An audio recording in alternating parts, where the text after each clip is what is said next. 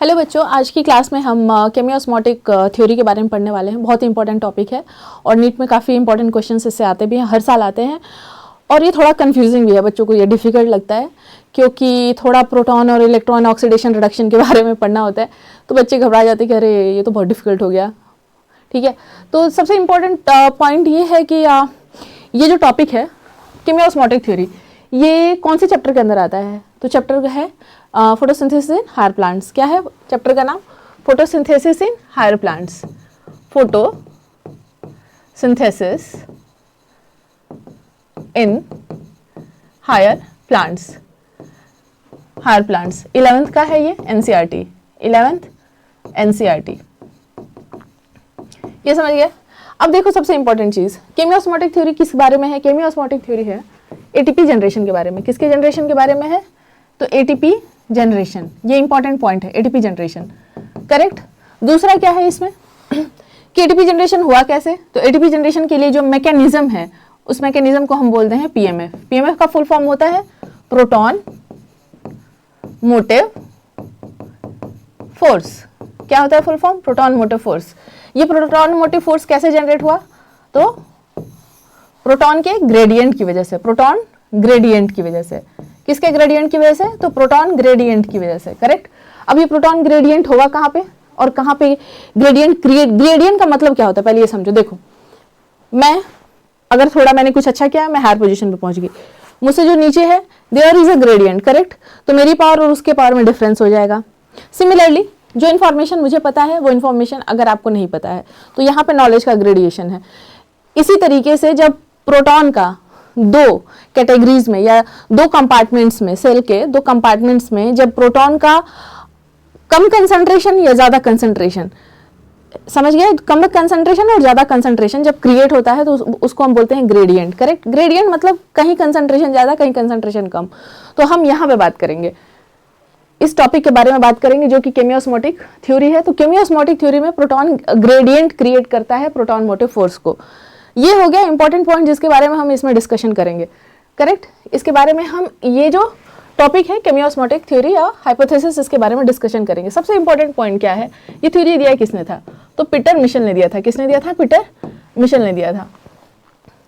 अब यहाँ पे आप सोचोगे कि मैम ने ये क्या स्ट्रक्चर बनाया है। चलो सबसे पहले यही डिस्कस कर लेते। देखो, ये यहाँ पे समझो, ये एक सिक्का है। 1 रुपए का सिक्का समझ लो, 10 रुपए का सिक्का समझ लो, अपनी मर्जी है, या 25 पैसे समझ लो। कुल मिला के ये कॉइन है, एक कॉइन। उसके नीचे मैंने एक और कॉइन रखा, उसके नीचे एक और, उसके नीचे एक और, उसके नीचे एक और, ऐसे करके बहुत सारे कॉइन्स रखे हमने। करेक्ट। बहुत सारे कॉइन्स रखे, तो हम बोल सकते हैं स्टैक। क्या बोल सकते हैं इसको? स्टैक बोल सकते हैं। स्टैक हो गया एक के ऊपर एक। अब देखो, ये अगर बहुत सारे कॉइन्स है, इसको हम स्टैक बोलेंगे। अगर सिर्फ एक कॉइन की बात करें, करेक्ट, तो हम बोल सकते हैं 1 रुपए का सिक्का है, 2 रुपए का सिक्का है, 10 रुपए का सिक्का है, या 25 पैसे का, 50 पैसे का, अपनी मर्जी है। सिमिलरली देखो होता क्या है, मैं यहाँ पे बताती हूँ। पहले मैं इसे इरेज करूंगी, then we will discuss about it. इतना तो कॉन्सेप्ट क्लियर हो गया, इसमें कोई डाउट तो होगा नहीं अभी तक कि हम इसके बारे में क्या क्या पढ़ेंगे, क्या क्या इन्फॉर्मेशन हमें गैदर करनी है। चलिए अब आते हैं हम सबसे इंपॉर्टेंट टॉपिक कि ये है क्या, ये स्ट्रक्चर क्या डिपिक्ट कर रहा है। देखो,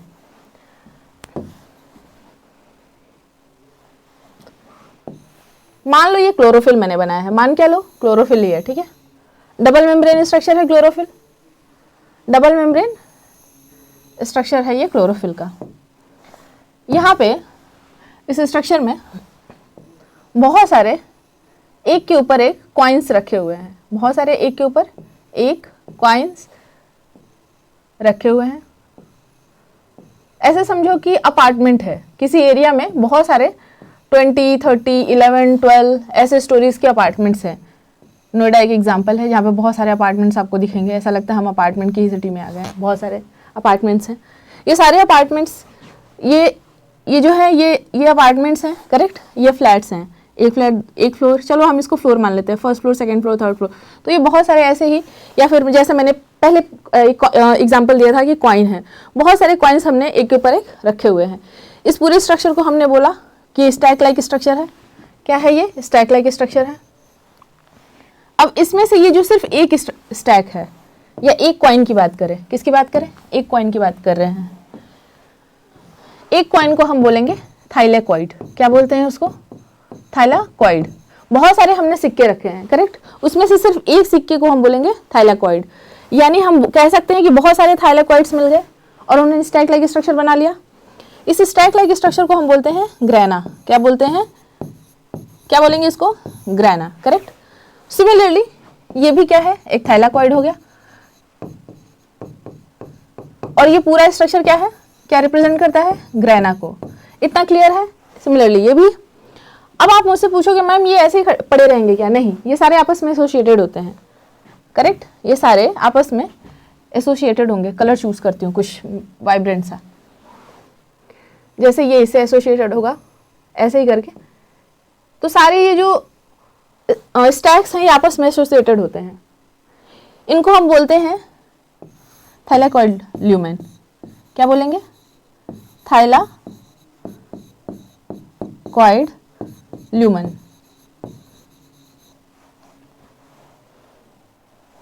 कुछ गलत है क्या स्पेलिंग, नहीं सही है, थाइलेकॉइड ल्यूमेन। ये सारे आपस में थाइलेकॉइड ल्यूमेन से एसोसिएटेड होते हैं। अब देखो ये जो उभरा हुआ स्ट्रक्चर है, बल्ज आउट है। जब हम क्लोरोफिल को हॉरिजॉन्टली कट करेंगे और हम उसको माइक्रोस्कोपी के अंदर में रख के देखेंगे उसको, ठीक है, मैग्नीफाइंग ग्लास से देखते हैं तो हमें दिखेगा ऐसे उभरी हुई संरचना। ये सारे ऐसे ऐसे उभरी हुई संरचना दिखती है। ये सारी उभरी हुई संरचना को एक साथ हम बोलेंगे, जैसे एक उभरी संरचना को ग्रेना बोलेंगे, ऐसे ये भी ग्रेना है, ये भी ग्रेना है, और इसमें से सिर्फ एक स्ट्रक्चर यानी एक कॉइन को हम बोलेंगे थाइलेकॉइड, करेक्ट। अब ये जो उभरी स्ट्रक्चर है ना, बल्ज आउट स्ट्रक्चर है, इसका रोल क्या है, इसका रोल होता है, अभी बताती हूँ, समझ में आ जाएगा।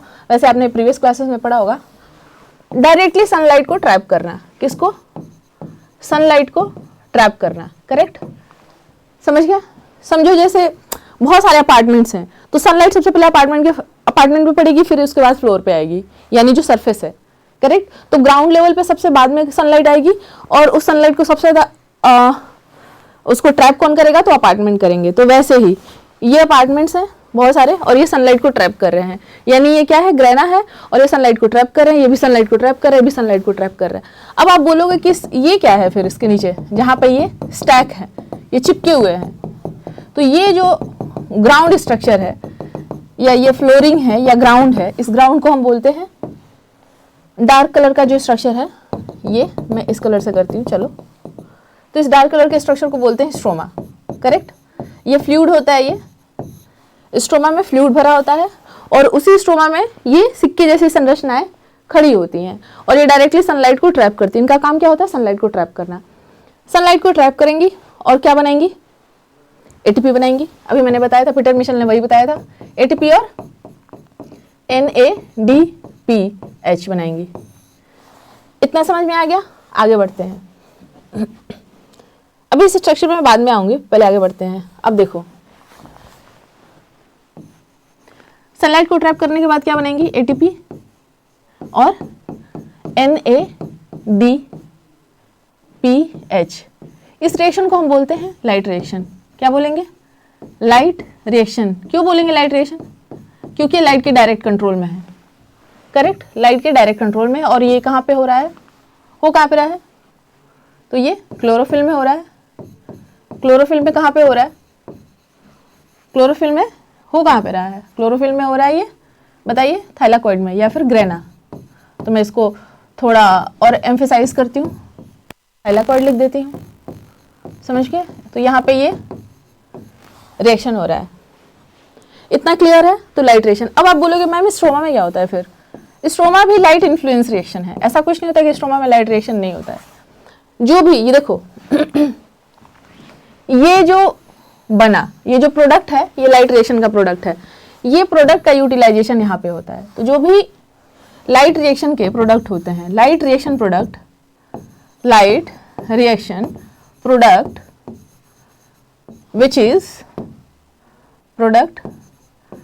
which is ATP and NADPH is going to utilize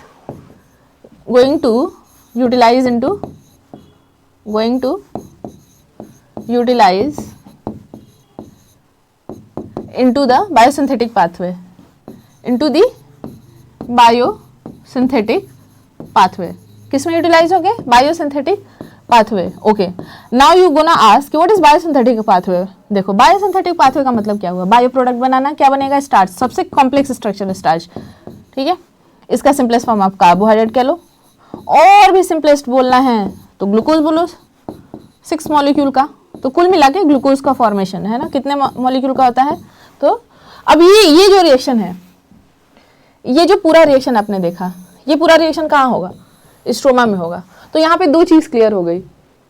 दो चीज क्या क्लियर हुई? कि जो हमारा लाइट रिएक्शन है वो डायरेक्टली इन्फ्लुएंस में है किसके? तो ग्रेना के. ग्रेना जो होता है वो लाइट को ट्रैप करता है, या फिर थाइलेकॉइड लाइट को डायरेक्टली ट्रैप किया और उसने लाइट की प्रेजेंस में एटीपी और एनएडीपीएच बनाया. ठीक है, और ये जो एटीपी और एनएडीपीएच है इसका फर्दर यूटिलाइज होगा. कहाँ होगा? तो डार्क रिएक्शन में होगा, और डार्क रिएक्शन कहाँ होता है? स्ट्रोमा में. और क्या बनाएगा?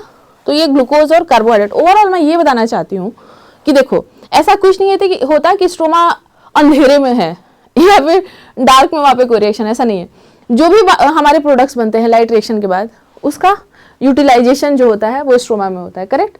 डिफरेंस ये है कि डायरेक्टली वो सनलाइट को ट्रैप नहीं कर पाता. वहाँ पे ऐसे स्ट्रोमा जो है वो ग्राउंड है ना, ग्राउंड है. तो ग्राउंड क्या है? वो फ्लूइड स्ट्रक्चर है स्ट्रोमा. अब वो डायरेक्टली, अब उसके ऊपर बहुत सारे ग्रेना खड़े हैं. ग्रेना सबसे पहले लाइट को पकड़ लिया, अब उसने लाइट को पकड़ लिया तो वहां पे लाइट रिएक्शन हो गया. करेक्ट. और उससे जो लाइट रिएक्शन के प्रोडक्ट हुए, यानी जो एनर्जी बनी, वो एनर्जी को यूटिलाइज किया गया बायोसिंथेटिक प्रोडक्ट बनाने में. बिना एनर्जी के बायोसिंथेटिक प्रोडक्ट बनने वाला है नहीं, और सबसे पहले एनर्जी बनाना है. करेक्ट. सपोज मम्मी नहीं है घर पे, आपको भूख लगी. ओके, आपने जोमेटो से ऑर्डर किया. If you don't have money you can not order, right. So you need money. समझ गए? वैसे भी प्लांट को अपना खाना बनाना है, it needs money in the form of ATP and NADPH. तो प्लांट्स की जो करेंसी है वो क्या है? एटीपी और एनएडीपीएच है. जैसे हमारी करेंसी क्या है? रुपीज है. तो प्लांट का रिजर्व बैंक क्या है? क्लोरोफिल है. क्लोरोफिल में भी क्या? Thylakoid membrane. समझ गए? या फिर थाइलेकॉइड बोलिए. थाइलेकॉइड मेम्ब्रेन क्यों? थाइलेकॉइड. तो थाइलेकॉइड जो है वो रिजर्व बैंक है प्लांट का. हमारा रिजर्व बैंक क्या है? हमारा तो रिजर्व बैंक पता ही आपको क्या है, तो RBI, reserve bank of India. तो वैसे ही प्लांट का जो आरबीआई है वो होता है थाइलेकॉइड. और वहां पे क्या, कौन सी करेंसी बनी? तो एटीपी और एनएडीपीएच. जैसे हमारी करेंसी रुपीज में है. इतना क्लियर है? कोई डाउट होना भी नहीं चाहिए. बहुत इजी है ये, मैं बताऊंगी और भी इजी लगेगा. अब उस करेंसी को यूटिलाइज किया जाएगा क्या बनाने में? फूड बनाने में. क्या होगा वो फूड? ग्लूकोज होगा. सबसे सिंपलेस्ट क्या होगा? ग्लूकोज. और आप जितने कार्बन ऐड करते जाएंगे, जितनी एटीपी आप लगाते जाएंगे, उतना कॉम्प्लेक्स स्ट्रक्चर बनाते जाएंगे. आप स्टार्च बना लीजिए. 1000 ऐड करिए, आप स्टार्च बना लो. 1000 ग्लूकोज ऐड करके स्टार्च बना लीजिए. तो अपनी मर्जी है, जितनी बार आप साइकिल को रिपीट करेंगे. C3 और C4 साइकिल, डिपेंड करता है प्लांट कौन सा है. C3 प्लांट है जो जितनी बार आप साइकिल रिपीट करेंगे उतना आप ग्लूकोज प्रोड्यूस करते जाएंगे. समझ गए इतना? अब आते हैं हम प्रीवियस स्लाइड पे, जहाँ पे जो कि एक मैंने स्ट्रक्चर बनाया था, इसके बारे में हम बात करेंगे. तो मुझे ऐसा नहीं लगता है कि इस स्ट्रक्चर की रिक्वायरमेंट है, तो मैं सबसे पहले इसे हटाती हूँ ताकि थोड़ा और सिंपलेस्ट हो जाए और समझने में इजी रहे. देखो होता क्या है दरअसल कि जो मैंने स्ट्रक्चर बनाया है, आपको जो दिख रहा है वाइब्रेंट, बहुत ही कलरफुल, ये स्ट्रक्चर जो है ये है थाइलेकॉइड का. करेक्ट. किस चीज़ का स्ट्रक्चर है? तो ये थाइलेकॉइड है. ये जो है ये थाइलेकॉइड मेम्ब्रेन है. इसको क्या बोलेंगे? मैं शॉर्ट में लिखूंगी थाइलेकॉइड मेम्ब्रेन, समझ लेना. ये है, यहाँ पे भी मैंने लिखा हुआ ऑलरेडी. ये है ल्यूमेन, ये अंदर का एरिया है ल्यूमेन. करेक्ट. जैसे ये है, ये मेम्ब्रेन हो गई. ये स्ट्रक्चर क्या है? ये मेम्ब्रेन है. अंदर ये खाली एरिया क्या है? ल्यूमेन है. समझ गए? वैसा ले लो पाइप. पाइप की चारों तरह की दीवार मेम्ब्रेन, अंदर खाली एरिया ल्यूमेन. इतना क्लियर है? कोई डाउट होना नहीं चाहिए. अब देखो इस मेम्ब्रेन में, ये मेम्ब्रेन है, इस मेम्ब्रेन में क्या होते हैं? साइक्लिक, नॉन साइक्लिक और फोटोसिंथेटिक पाथवे भी होते हैं. और एक और बात बताती हूँ, साइक्लिक भी होता है, बट हम साइक्लिक के बारे में भी नहीं बात करें, हम चलो नॉन साइक्लिक की बात करें. तो यहाँ पे नॉन साइक्लिक पाथवे चल रहा है, जो कि प्लांट हमारा लाइट रिएक्शन का एक एग्जाम्पल है वो प्लांट में. तो देखो 680 वेवलेंथ की लाइट आई. कितने की? 680 वेवलेंथ की लाइट जो थी सनलाइट, उसको फोटो सिस्टम 2 ने ट्रैप कर लिया. अब आप बोलेंगे मैम आपने यहाँ पे फोटो सिस्टम 2 लिखा है, फोटो सिस्टम 1. ये मैं बताती हूँ. ये डिस्कवरी पे डिपेंड करता है. किसकी डिस्कवरी पहले हुई थी? फोटो सिस्टम 2 की डिस्कवरी पहले थी, फोटो सिस्टम बाद की हुई थी. तो ऐसा कुछ नहीं है कि फोटो सिस्टम 2 जो है वो बाद में डिस्कवर नहीं, सबसे पहले डिस्कवर था फोटो सिस्टम 2, फिर आया था फोटो सिस्टम 1। तो देखो फोटो सिस्टम 2 ने 680 nm की यानी 680 nm वेवलेंथ की, nm यानी वेवलेंथ को nm हम डिपिक्ट करते हैं, उसने ट्रैप कर लिया।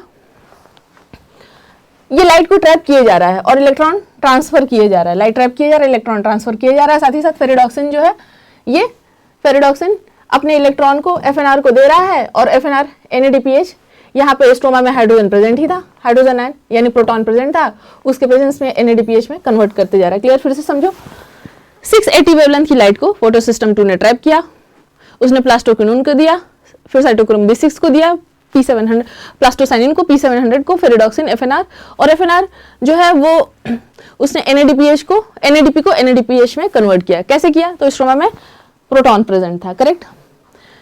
होगा क्या कि इलेक्ट्रॉन की मात्रा घटेगी।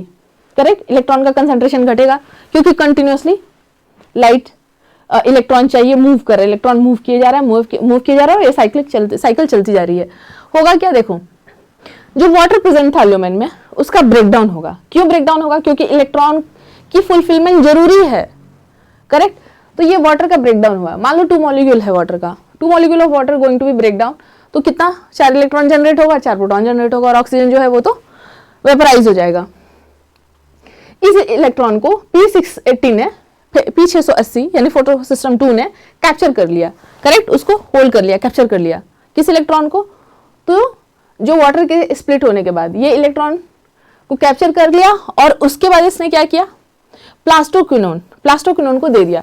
प्लास्टोक्विनोन बहुत नेगेटिव हो गया क्योंकि इलेक्ट्रॉन है, नेगेटिव हो गया। प्लास्टोक्विनोन बोला कि नहीं, I am not a negative person, I don't want to be a negative person, so what to do? बोला कि ठीक है, आप एक काम करो, मुझे थोड़ा प्रोटॉन भी दे दो। करेक्ट? प्रोटॉन कहाँ से आया? स्ट्रोमा में ऑलरेडी प्रेजेंट था। ठीक है, तो उसने प्रोटॉन लिया और प्रोटॉन जो कि स्ट्रोमा में प्रेजेंट था, प्रोटॉन लेके ये PqS2 हो गया, इलेक्ट्रॉन को आगे मूव करा दिया, और ये जो प्रोटॉन था वापस उसने ल्यूमेन में फेंक दिया। इसका काम हो गया, फिर से न्यूट्रल हो गया। करेक्ट? तो इसका काम क्या होता है? इलेक्ट्रॉन को लेना जो कि वाटर के स्प्लिट से रिलीज होता है, वाटर स्प्लिटिंग से रिलीज हुआ, प्लस प्रोटॉन को स्ट्रोमा से पकड़ना, न्यूट्रल हो जाना क्योंकि एक नेगेटिव एक पॉजिटिव चार्ज, न्यूट्रल हो गया। इलेक्ट्रॉन को वापस साइटोक्रोम B6 को फेंक देना कि लो भाई आप तुम पकड़ो, मेरा काम हो गया। इलेक्ट्रॉन को कोई होल्ड करके रख नहीं सकता है। अब इलेक्ट्रॉन प्लास्टोसाइनिन के पास जाएगा। प्लास्टोसाइनिन क्या करेगा? ये P700 यानी फोटो सिस्टम 1 को क्या करेगा? दे देगा। ये इलेक्ट्रॉन फेरिडॉक्सिन पकड़ लेगा, फटाक से उसको पकड़ लिया। उसके बाद FNR के पास गया। FNR का काम क्या होता है? इसको NADP को NADPH में कन्वर्ट करना। मीडियम में स्ट्रोमा में ऑलरेडी प्रोटॉन प्रेजेंट था, NADP ने तुरंत उसको पकड़ लिया और उसके बाद NADPH में कन्वर्ट हो गया। तो ये हो गया हमारा इतना प्रोसेस। करेक्ट? अब आते हैं यहाँ पे ग्रेडियंट हमें कन्वर्ट करना है। ग्रेडियंट की बात करें, देखो स्ट्रोमा में ऑलरेडी प्रोटॉन प्रेजेंट थे। करेक्ट? स्ट्रोमा में ऑलरेडी प्रोटॉन प्रेजेंट थे, लेकिन हो क्या रहा था कि जब ये साइकिल चल रही थी, अब यहाँ पे इंपॉर्टेंट है, बहुत ही ध्यान से सुनो कैसे मैं ग्रेडियंट क्रिएट करवाती हूँ स्ट्रोमा और ल्यूमेन के बीच में। देखो जब ये साइकिल चल रही थी, इलेक्ट्रॉन मूव कर रहा था, प्रोटॉन को प्लास्टोक्विनोन पकड़ता और इलेक्ट्रॉन को इस साइकिल से लेता, और इसके बाद इलेक्ट्रॉन को आगे मूव करवा देता और प्रोटॉन को ल्यूमेन में फेंकते जाता। होता क्या कि धीरे धीरे स्ट्रोमा में प्रोटॉन का जो कंसंट्रेशन था वो घटता गया। क्या हुआ? प्रोटॉन का कंसंट्रेशन घटता गया, लो कंसंट्रेशन हो गया। क्या हो गया? लो कंसंट्रेशन ऑफ किसका? प्रोटॉन हो गया स्ट्रोमा में। कहां पे हुआ? तो स्ट्रोमा रीजन में। अब एक बात समझो, जब प्रोटॉन का कंसंट्रेशन स्ट्रोमा में कम हो गया, ये क्या बताता है? एसिड होगा या बेस होगा? बेस होगा ना, बेसिक मीडियम हो जाएगा। यहाँ पे मीडियम क्या होगा? बेसिक। पीएच क्या हो गया? बढ़ गया या घट गया? तो जब प्रोटॉन का कंसंट्रेशन घटेगा इसका मतलब पीएच बढ़ गया, पीएच बढ़ गया। समझ गए?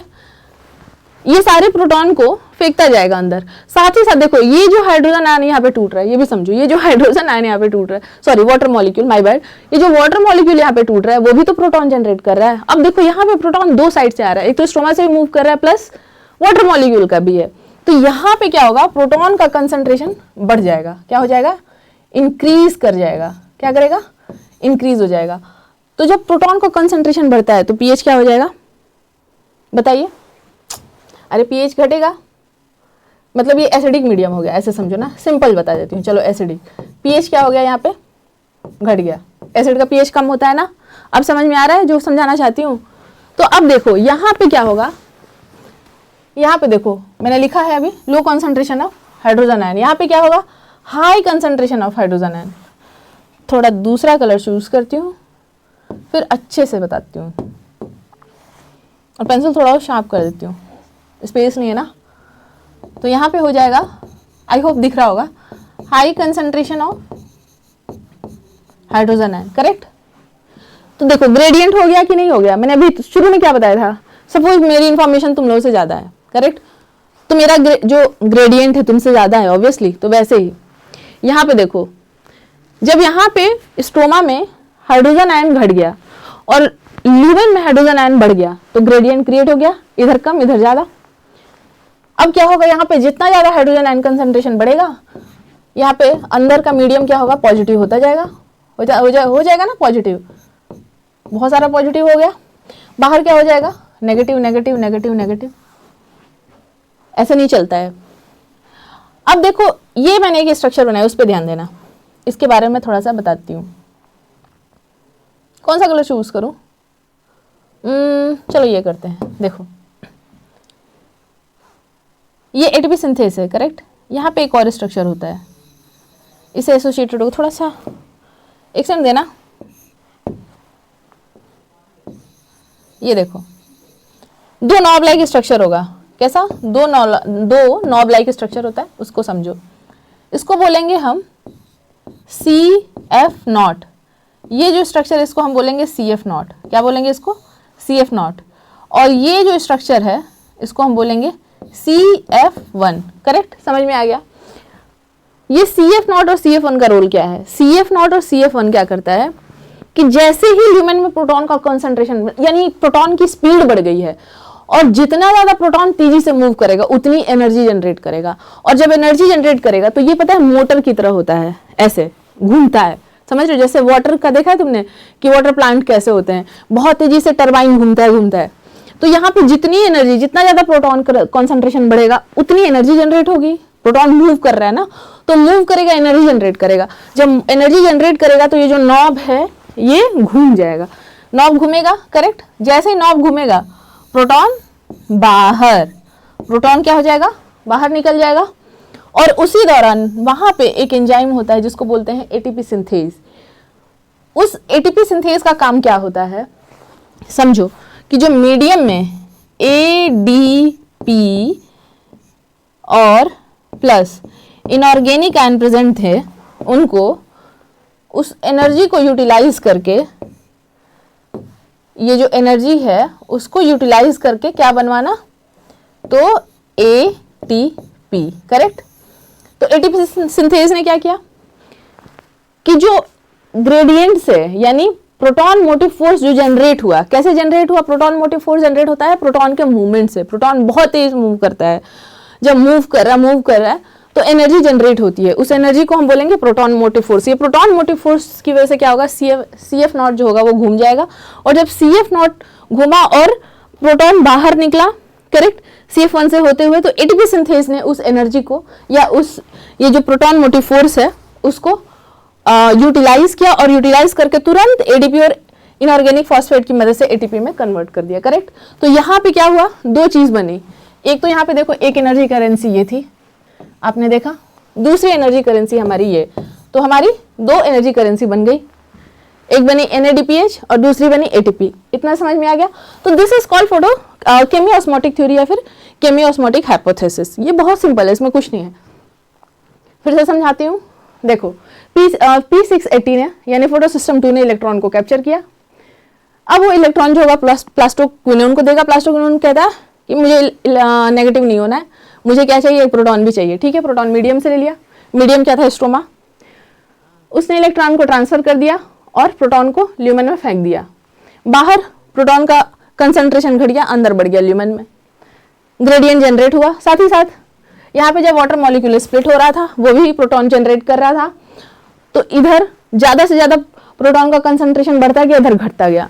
इसकी वजह से क्या हुआ कि जब यहाँ पे बहुत सारा प्रोटॉन का कंसंट्रेशन बढ़ गया तो प्रोटॉन के मूवमेंट बढ़े। जब प्रोटॉन का मूवमेंट बढ़ा, एनर्जी जनरेट हुई, उस एनर्जी की वजह से CF0 जो कि एक नॉब लाइक स्ट्रक्चर होता है वो ये पुश करता है ना इस नॉब को मूव करने के लिए प्रोटॉन, तो वो टर्न होता है और प्रोटॉन बाहर निकलता है, और उस एनर्जी को जब प्रोटॉन की जो मूवमेंट के दौरान जो एनर्जी जनरेट हो रही है उसको एटीपी सिंथेस होल्ड करता है यानी पकड़ता है, और एडीपी और इनऑर्गेनिक फॉस्फेट को झट से एटीपी में कन्वर्ट कर देता है।